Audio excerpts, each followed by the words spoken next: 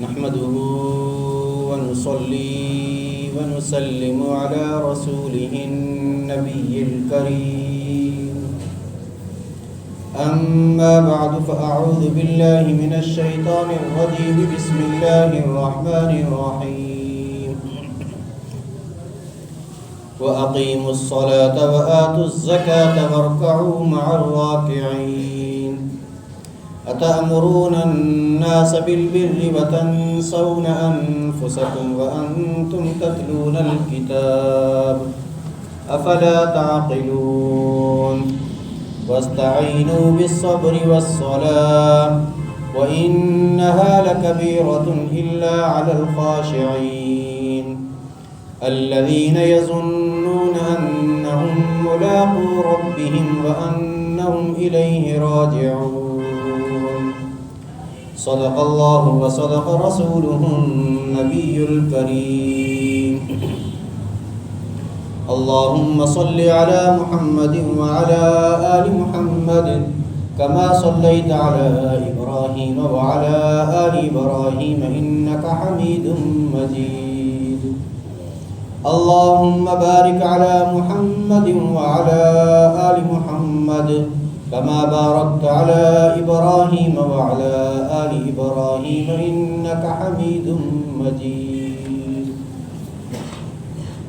اور قائم رکھو نماز اور دیا کرو زکوٰۃ اور جھکو نماز میں جھکنے والوں کے ساتھ.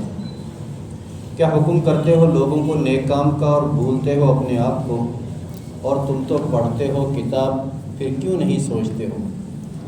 اور مدد چاہو صبر سے اور نماز سے، اور البتہ وہ بھاری ہے مگر انہی عاجزوں پر جن کو خیال ہے کہ وہ روبرو ہونے والے ہیں اپنے رب کے، اور یہ کہ ان کو اسی کی طرف لوٹ کر جانا ہے. گزشتہ آیات میں اللہ تبارک و تعالی نے بنی اسرائیل کو خطاب کر کے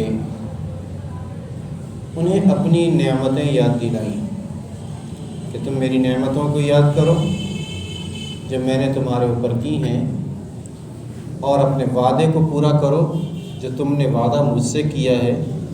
جب تم اپنے وعدے کو پورا کرو گے تو میں بھی اپنا وعدہ پورا کروں گا.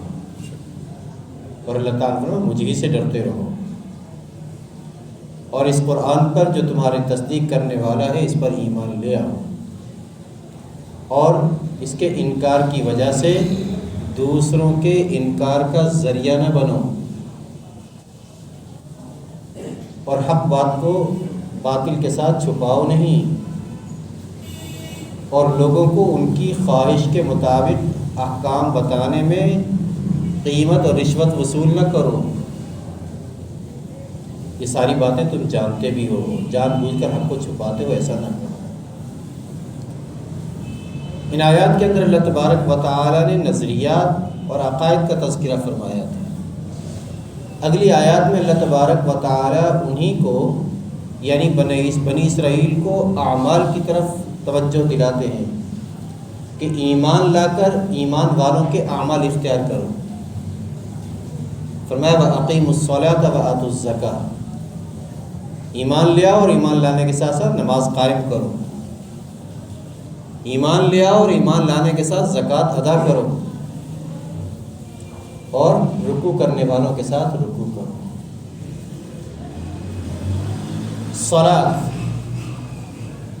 صلاۃ کے لفظی معنی دعا کے ہیں، اور شریعت کی اصطلاح میں یا شریعت مطہرہ میں اللہ تعالیٰ کے خاص طریقہ عبادت کو نماز کہا جاتا ہے جو معروف و مشہور ہے. اور اللہ تعالیٰ نے قرآن مجید میں اکثر جگہوں پر، بلکہ یوں کہنا چاہیے جہاں بھی ذکر کیا ہے نماز کا، تو نماز قائم کرنے کا حکم دیا ہے، نماز پڑھنے کا حکم نہیں دیا. اگرچہ ایک دو جگہ پر نماز پڑھنے کا ذکر بھی ہے، لیکن زیادہ تر اقامت صلاۃ، نماز کو قائم کرنے کا حکم دیا ہے. نماز قائم کرنا کیا ہے کہ نماز کو ان کے اوقات میں شرائط و آداب کا لحاظ رکھتے ہوئے ادا کرنا. ہر نماز کو اس کے وقت پر اس کی تمام شرائط و آداب کا لحاظ رکھتے ہوئے ادا کرنا یہ اقامت صلاۃ کہلاتا ہے۔ اور اگر یہ تعریف نہیں ہے تو پھر وہ اقامت صلاۃ نہیں ہے۔ اور جب ایسی اقامت صلاۃ ہوگی، ایسی ادائیگی نماز ہوگی، پھر اس نماز کی ادائیگی پر وہ تمام ثمرات بھی ملیں گے اور تمام پورے کا پورا اس کا اجر و ثواب بھی ملے گا، جس کی بشارتیں قرآن اور حدیث میں آئی ہیں۔ جیسے مثال کے طور پر اللہ تعالیٰ نے فرمایا ان الصلاۃ تنہی عن الفحشاء والمنکر، نماز بے حیائی اور بری باتوں سے، منکرات سے روکتی ہے۔ لیکن ہم دیکھتے ہیں کہ بہت سارے لوگ نماز پڑھتے ہیں لیکن بے حیائی کے کام بھی کر رہے ہیں، منکرات میں بھی لگے ہوئے ہیں۔ تو معلوم یہ ہوا کہ وہ نماز پڑھتے تو ہیں، نماز قائم نہیں کرتے۔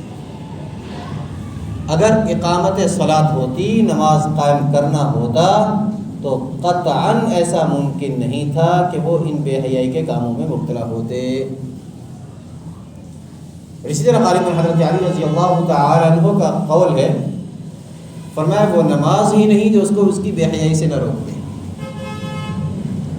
یعنی جب اس کی نماز کی تمام شرائط کا لحاظ رکھتے ہوئے وہ ادا کرے گا تو وہ اس کا اثر اس کی ذات پر دیکھے گا۔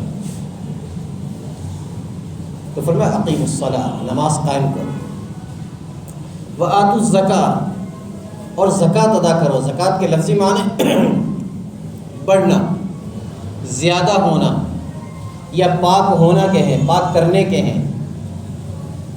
اور اصطلاح شریعت کے اندر مال میں سے ایک مخصوص حصہ اللہ کی راہ میں نکالنے کو زکوٰۃ کہتے ہیں۔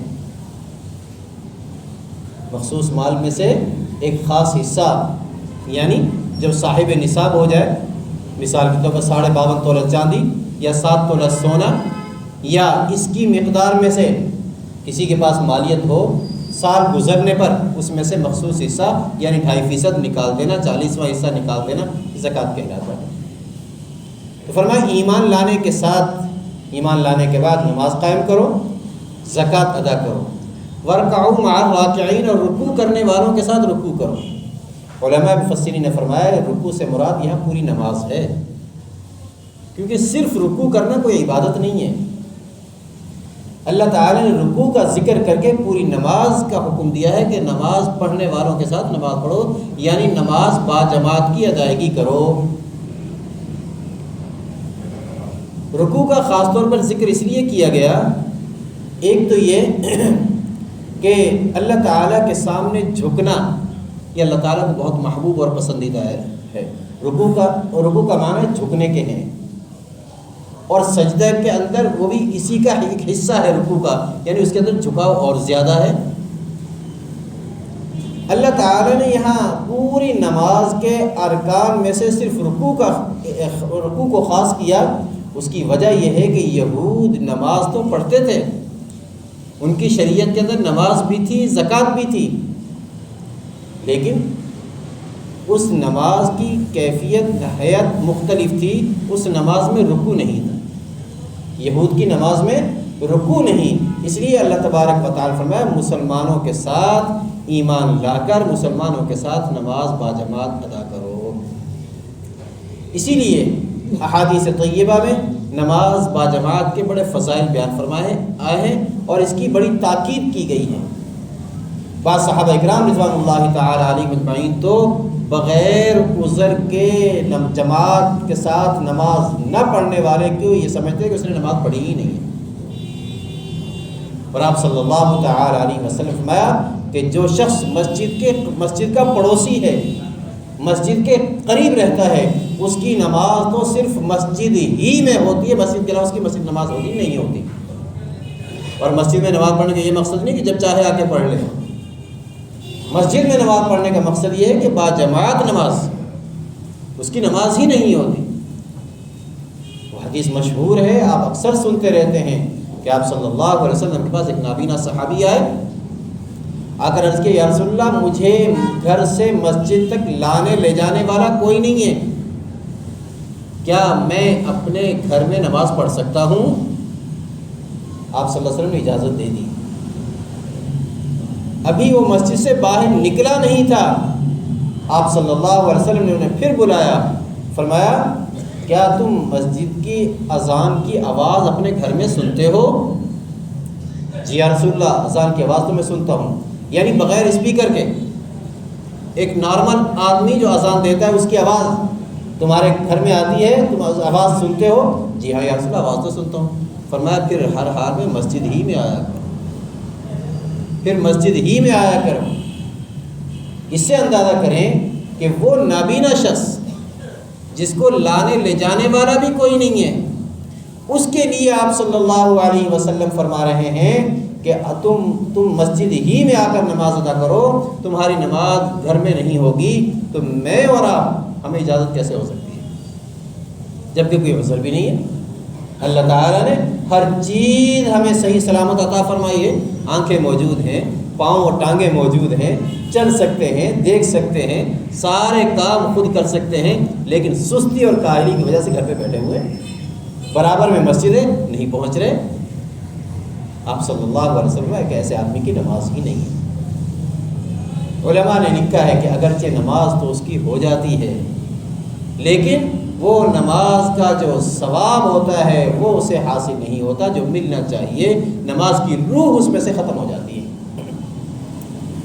تو فرمایا نماز قائم کرو، زکوٰۃ ادا کرو اور رکوع کرنے والوں کے ساتھ رکوع کرو. اگر فرمایا اتأمرون الناس بالبر وتنسون انفسکم وانتم تتلون الکتاب، کیا حکم کرتے ہو لوگوں کو نیک کام کرنے کا اور بھولتے ہو اپنے آپ کو اور تم تو پڑھتے ہو کتاب. یہود میں سے کچھ لوگ مسلمان ہو گئے، بنی اسرائیل میں سے، تو ان کے علماء ان سے جا کر ملتے اور کہتے ہیں تم نے بہت اچھا کام کر لیا، تم نے بہت اچھا کام کیا ہے، دین اسلام قبول کر لیا، اس پہ ڈٹے رہنا، اس پہ جمے رہنا. ہم تو کسی مصلحت کے پیش نظر اسلام قبول نہیں کر رہے، کسی مصلحت کے پیش نظر اسلام قبول نہیں کر رہے. تم نے اسلام قبول کر لیا، تم جمے رہو. تو اللہ تعالیٰ اس پہ فرما رہے اتأمرون الناس بالبر، تم لوگوں کو نیکی کا حکم کرتے ہو، وتنسون انفسکم، اور اپنے آپ کو بھلا رہے ہو، وانتم تتلون الکتاب، حالانکہ تم کتاب پڑھتے ہو توریت، اور اس کتاب کے اندر خود عمل نہ کرنے پر کتنی سخت وعیدیں ہیں، اور اس کتاب کے اندر نبی کریم صلی اللہ تعالی وسلم کی بشارات موجود ہیں. اس کتاب کے ذریعے سے تمہیں پتہ ہے کہ یہ دین حق ہے، نبی کریم صلی اللہ علیہ وسلم اللہ تعالیٰ کے سچے نبی اور رسول ہیں، پھر بھی اب یہاں یہ مسئلہ ہے کہ کیا ایک آدمی جو خود عمل نہیں کر رہا وہ کسی دوسرے کو نیکی کا حکم نہیں دے سکتا، نیکی کی بات نہیں کہہ سکتا؟ فرمایا ایسا نہیں ہے. دو کام عمل الگ الگ ہیں، دو عمل الگ الگ ہیں، دو کام الگ الگ ہیں. ایک ہے خود عمل کرنا، دوسرا ہے کسی کو نیکی کا حکم دینا. ایک ہے خود گناہ کرنا، دوسرا ہے کسی کو گناہ سے روکنا. یہ دونوں عمل الگ الگ ہیں. ایک آدمی گناہ کر رہا ہے، لیکن اس کا یہ مطلب ہرگز نہیں کہ وہ دوسرے کو گناہ سے نہ روکے. ایک آدمی خود نیکی کا کام نہیں کر رہا، لیکن اس کا یہ مطلب ہرگز نہیں ہے کہ تم دوسروں کو بھی نیکی کا حکم نہ دو.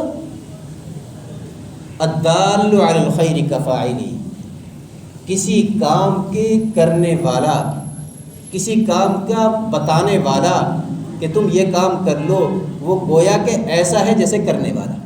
یعنی اللہ تبارک و تعالیٰ اس کو ایسے ثواب عطا فرماتے ہیں جیسے کام کرنے والا. اور ہاں، اس کی دعوت کے اندر، اس کے وعظ کے اندر اثر اس وقت زیادہ ہوگا جب یہ خود بھی عمل کرنے والا ہوگا. لیکن اس کا یہ مقصد ہرگز نہیں ہے کہ اگر ایک آدمی خود عمل نہیں کرتا تو دوسرے کو بھی نہ کہے. آج یہ اعتراض تبلیغ والوں پہ بہت کیا جاتا ہے کہ دیکھو جی خود تو کرتے نہیں ہیں، خود تو ان کا یہ حال ہے، اور دوسروں کو سمجھانے چلیں، دوسروں کو دعوت دینے چلیں، یاد رکھیے دونوں الگ الگ کام ہیں۔ اگر ان کا عمل اس پر نہیں ہے تو اس کا وبال ان کے اوپر آئے گا، لیکن جو دین کا دوسرا شعبہ ہے، دوسرے کو تک بات کا پہنچانا، وہ تو کر رہے ہیں۔ حکیم الامت حضرت مولانا اشرف علی تھانوی رحمۃ اللہ علیہ فرماتے ہیں کہ جب مجھے اپنی کسی غلطی کا علم ہو جاتا ہے کہ میرے اندر یہ غلطی ہے، تو میں اس غلطی کا اعلان جو ہے اس پر واعظ کرتا ہوں، اس پر واعظ کرتا ہوں، اور پھر اس واعظ کی برکت سے اللہ تبارک و تعالیٰ مجھے عمل کی توفیق عطا فرما دیتے ہیں۔ تو بعض دفعہ ایسا ہوتا ہے کہ انسان کو چاہیے تو یہ کہ وہ کام کرے، وہ کام کہے جو خود بھی کرتا ہو، لیکن اس کا یہ مقصد ہرگز نہیں کہ وہ عمل کرنا چھوڑ دے۔ حدیث پاک کے اندر آپ صلی اللہ علیہ وسلم نے فرمایا شب معراج میں مجھے کچھ لوگ ایسے ملے جن کے ہونٹ اور ان کی زبانیں قینچیوں سے کاٹی جا رہی ہیں، آگ کی قینچیوں سے کاٹی جا رہی ہیں، آگ کی قینچیوں سے کاٹی جا رہے تھے۔ میں نے پوچھا جبرائیل علیہ السلام سے کون لوگ؟ فرمایا یہ آپ کی امت کے وہ خطیب اور واعظ ہیں جو لوگوں کو واعظ تو کرتے تھے لیکن خود اس پر عمل نہیں کرتے۔ ایک دوسری حدیث میں آیا کہ جہنم میں قیامت کے دن جہنم میں ایک شخص کو لایا جائے گا جس کو جہنم میں پھینکا جائے گا تو اس کی آنتیں نکل کر باہر گرے پڑی ہوں گی، اور وہ اپنی آنتوں کے ارد گرد گھوم رہا ہوگا جس طریقے سے چکی کے ارد گرد گھومتا ہے، چکی گھومتی ہے۔ اس جہنمی کو دیکھ کر جنت کے لوگ کہیں گے، جنتی کہیں گے تو بڑی اچھی اچھی باتیں کیا کرتا تھا، اور تیری باتیں سن کر ہم جنت میں آ گئے ہیں۔ تو بڑی اچھی اچھی باتیں کیا کرتا تھا، تیری باتیں سن کر ہم جنت میں آ گئے ہیں، اور تیرا یہ حال؟ وہ کہے گا افسوس، میں اچھی باتیں کیا تو کرتا تھا لیکن خود اس پر عمل نہیں کرتا تھا، جس کی مجھے یہ سزا ملی۔ اس لیے اگر ہمارے اندر عمل نہیں ہے تو دوسری بات ہم کسی کو کہہ سکتے ہیں، اپنے ماتحتوں کو کہہ سکتے ہیں، اپنے ماتحتوں کو برائیوں سے روک سکتے ہیں، تو ہمیں روکنا چاہیے۔ ہم نیکی کی بات انہیں کہہ سکتے ہیں تو کہنی چاہیے، یہ ہرگز نہیں کہ ہم عمل نہیں کرتے ہم دوسرے کو کہیں بھی نہیں۔ فرمایا تأمرون الناس بالبر وتنسون انفسکم، ہاں اعلیٰ درجہ یہی ہے کہ دوسروں کو کہیں بھی، خود بھی عمل کریں۔ یا ایھا الذین آمنوا قوا انفسکم واہلیکم نارا، اے ایمان والو سب سے پہلے اپنے آپ کو اور اپنے گھر والوں کو آگ سے بچاؤ۔ اصل حکم تو یہ ہے، لیکن دعوت کا راستہ دونوں طرف کھلا ہوا ہے۔ اتأمرون الناس بالبر وتنسون انفسکم، کیا تم لوگوں کو حکم کرتے ہو نیکی کا اور اپنے آپ کو بھلا دیتے ہو؟ یعنی بھلانا نہیں چاہیے۔ وانتم تتلون الکتاب، حالانکہ تم تو کتاب پڑھتے ہو، تمہارے پاس علم ہے تو اس علم کے مطابق تمہیں عمل کرنا چاہیے۔ افلا تعقلون، کیا تم سوچتے نہیں ہو، سمجھتے نہیں ہو؟ کیا تمہارے اندر عقل نہیں ہے؟ اللہ نے عقل دی ہے تو اس عقل کو استعمال کرو۔ واستعینوا بالصبر والصلاۃ، اور مدد حاصل کرو صبر سے اور نماز سے۔ یعنی یہ جو علماء یہود دین کی طرف نہیں آ رہے تھے، ان کے اندر دو بڑی بیماریاں تھیں، حب مال، حب جاہ، مال کی محبت اور جاہ و منصب کی محبت، عہدے کی محبت۔ تو اس محبت، مال کی محبت کی وجہ سے، بڑے ہونے کی محبت کی وجہ سے وہ دین اسلام قبول نہیں کرتے تھے کہ اگر ہم دین قبول کر لیں گے ہمارے نظر و نیاز، نذرانے وغیرہ، یہ ہدایہ، یہ سب بند ہو جائیں گے، ختم ہو جائیں گے، ہمارا مال کم ہو جائے گا۔ آج ہمیں چودراہٹ ملی ہوئی ہے، یہ چودراہٹ ہماری ختم ہو جائے گی۔ تو اللہ تعالیٰ نے فرمایا یہ دونوں بیماریاں تم ختم کرنا چاہتے ہو تو واستعینوا بالصبر والصلاۃ، صبر اور نماز کے ذریعے سے مدد حاصل کرو۔ یعنی تم صبر کرو گے، اس صبر کے ذریعے سے تمہاری مال کی محبت ختم ہو جائے گی۔ نماز پڑھو گے، نماز کے اندر عاجزی ہوتی ہے، اس عاجزی کی وجہ سے تمہارا تکبر اور حب جاہ وہ ختم ہو جائے گی۔ لیکن یہ عمل ہے تو بڑے مشکل، صبر کرنا یہ بھی بڑی مشکل کام ہے، نماز پڑھنا یہ بھی بڑا مشکل کام ہے۔ فرمایا وہاں وَإِنَّهَا لَكَبِيرَةٌ إِلَّا عَلَى الْخَاشِعِينَ، یہ بڑے بھاری کام ہے، بھاری کام ہے، مشکل کام ہے، لیکن إِلَّا عَلَى الْخَاشِعِينَ، مگر خاشعین پر، عاجزی کرنے والوں پر کوئی بھاری نہیں۔ جب تم ایک دفعہ حوصلہ کر لو گے، ہمت کر لو گے پھر اللہ تبارک و تعالیٰ تمہارے لیے آسانیاں فرمائے گا۔ اور یہ خاشعین کون لوگ ہیں؟ عاجزی کرنے والے کون لوگ ہیں؟ فرمایا الذین یظنون انہم ملاقو ربہم، جو یہ یقین رکھتے ہیں کہ وہ اپنے رب سے ملاقات کریں گے۔ جب تم یہ دل میں بٹھا لو گے کہ ایک دن ایسا آنے والا ہے کہ رب کے سامنے میری پیشی ہوگی، رب کے سامنے مجھے کھڑا ہونا ہوگا اور میری پوری زندگی ویڈیو کی طرح سامنے آ جائے گی، ایک ایک چیز ریکارڈ ہوگی، سامنے آ جائے گی، اور اس وقت میرے پاس کوئی جواب نہیں ہوگا۔ جب اللہ کی ملاقات کا تمہیں یقین ہوگا تو پھر اسی کے ذریعے سے عاجزی تمہارے دلوں کے اندر پیدا ہو جائے گی، اور پھر اسی کے ذریعے سے تمہاری حب مال اور حب جاہ وہ سب کے سب ختم ہو جائے گا۔ وَأَنَّهُمْ إِلَيْهِ رَاجِعُونَ، اور بے شک تمہیں اسی کی طرف لوٹ کر بھی جانا ہے، یعنی اللہ تعالیٰ کے سامنے ملاقات ہونی ہے۔ جب اللہ کے اس چیز کو مد نظر رکھ لو گے، یعنی آخرت مد نظر ہوگی کہ ایک دن ایسا آنے والا ہے، یہ دنیا کا جاہ و منصب ہر چیز ختم ہو جائے گی، مال و دولت ختم ہو جائے گی، اور ہر چیز فنا ہو کر ریزہ مٹی ہو جائے گی، اور یہ مال یہ دوسروں کے پاس چلا جائے گا، یہ عہدہ یہ دوسروں کے پاس چلا جائے گا، جس طرح مجھ سے پہلے یہ مال و عہدے دوسروں کے پاس تھے۔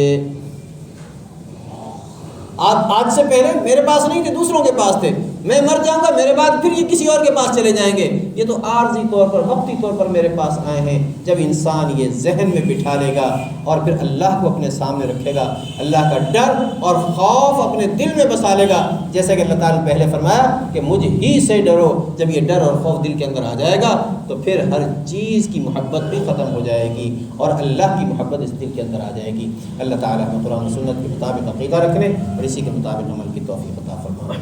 آخر دعوانا الحمدللہ رب العالمین۔ بسم اللہ الرحمن الرحیم، الحمدللہ رب العالمین والصلاة والسلام علی رسول النبی الکریم، اللہم صلی علی سیدنا محمد وعلی آل سیدنا محمد وبارک وسلم وصلوا علیہ۔ اللهم انت السلام ومنك السلام تبارك يا ذا الجلال والاكرام، ربنا آتنا في الدنيا حسنه وفي الاخره حسنه وقنا عذاب النار، اللهم وفقنا لما تحب وترضى من القول والعمل والفعل والنية والهدي انك على كل شيء قدير، اللهم اغفر لنا وللمؤمنين والمؤمنات والمسلمين والمسلمات الاحياء منهم والاموات انك سميع مجيب الدعوات، اللهم إنا نسألك من خير ما سألك منه نبيك محمد صلى الله عليه وسلم، ونعوذ بك من شر ما استعاذ منه نبيك محمد صلى الله عليه وسلم، أنت المستعان وعليك البلاغ، لا حول ولا قوة إلا بالله، سبحان ربك رب العزة عما يصفون وسلام على المرسلين والحمد لله رب العالمين برحمتك يا أرحم الراحمين۔